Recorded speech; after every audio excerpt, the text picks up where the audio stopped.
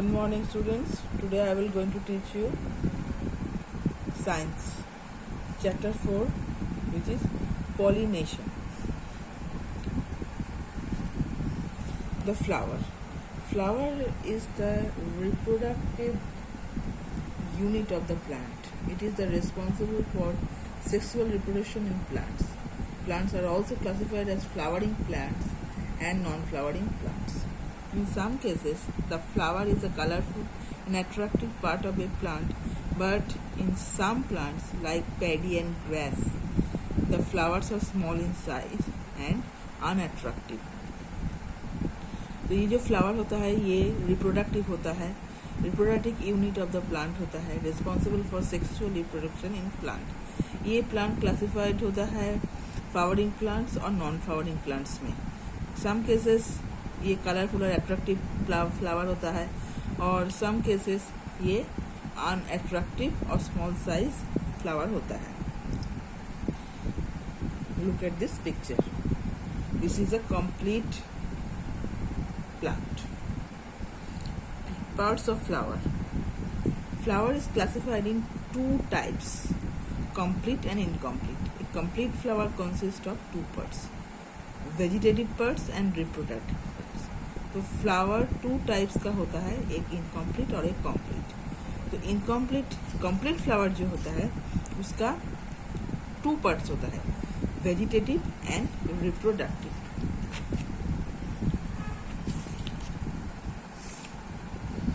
Most flower have 6 main parts. ये जो most complete flowers होता है इसका 6 main parts होता है, like calyx, corolla, stalk and thalamus are the vegetative parts of flowers, and androecium and gynoecium are the reproductive parts of flower. This picture is very important. This is the many parts of flowers, so it is very important, and look at this picture very carefully. So two parts of complete flower, vegetative and reproductive parts क्या क्या होता है ये इसके नीचे underline करना. androecium and gynoecium is the reproductive parts, and calyx, corolla, stalk and thalamus are the vegetative parts. 2 points are very important. Now, what is calyx? Calyx is a part of vegetative flowers, and it is called a complete flower, and it's the main parts of a complete flower.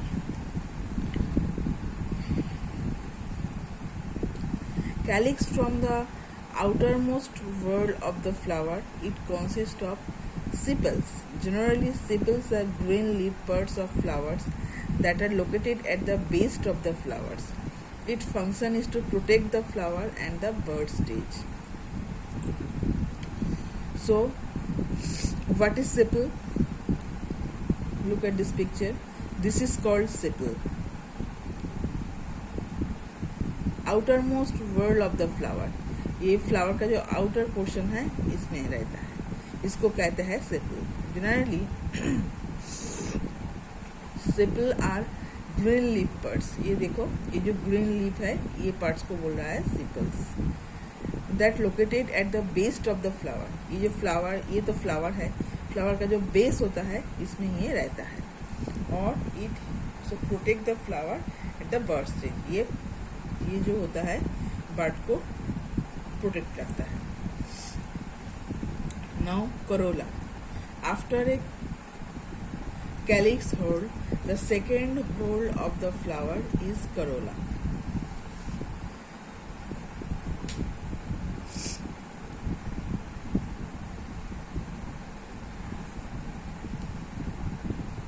It consists of petals. This is called petals. It is the most colorful, bright and attractive part of the flower. देख ही रहे हो, most colorful, attractive part of the flower.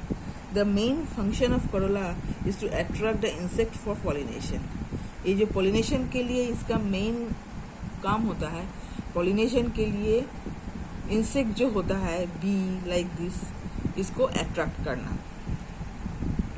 और ये जो petals होता है, ये देखो, ये जो पीटल्स होता है, ये जो after a calyx whorl is the second whorl of the flower is corolla, it consist petals. ये जो करोला होता है ये पीटल्स के अंदर ही रहता है। So this is called petal, this is called petal and this is called also petal. ये पिक्चर ही छोटा करके यहाँ पे बताया जा रहा है। When the calyx and corolla are not distinct, they then are tempted to perianth. Now, thalamus. The terminal solen part of the pedicle is called thalamus.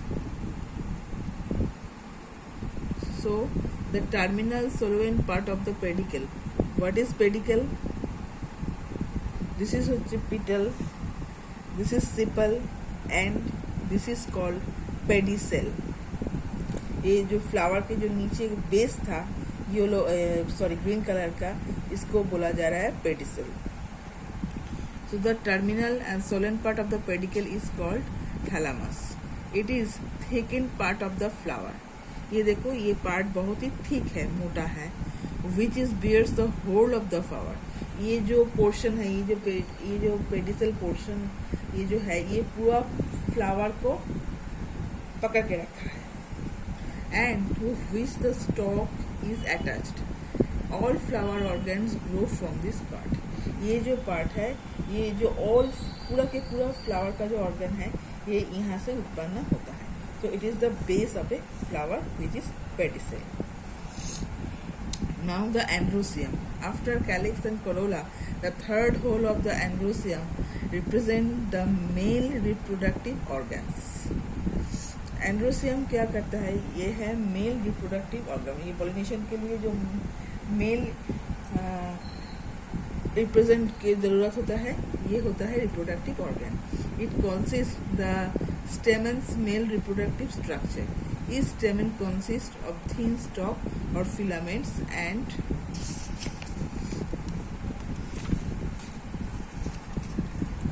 anther. So this is the, ये देखो anther, ये फूलों के नीचे जो रहता है इसको कहते हैं एंथर। और ये पूरा के पूरा जो होल पोर्शन है इसको कहते हैं स्टेमन। और फिलामेंट है, ये जो वृंत डांटी हम जो कहते हैं, फ्लावर के जो डांटी होता है उसको हम कहते हैं फिलामेंट। एंड ये जो छोटा छोटा सीड्स होता है इसको कहते हैं पॉलन सेक्स। तो it is the structure of स्टेमन, how grows the स्टेमन। So this portion is very important.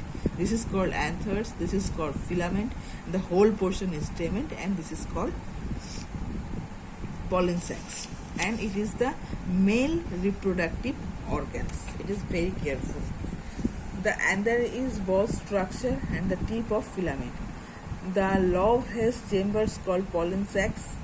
It contains fine powdery substance called pollen grains. ये जो pollen grains हमने लास्ट पिक्चर में दिखाया है, ये तो पोलन सैक्स और पोलन ग्रेन्स, ये क्या होता है? It consist the powdery substance. ये पाउडर जैसे डस्ट होता है, इसको कहते हैं pollen grains. Pollen grains are the male gametes of the flower. ये फीमेल नहीं है, ये पोलन ग्रेन्स जो है ये male gametes of the flower होता है। So today up to this, next day I will continue from gynoecium. Thank you.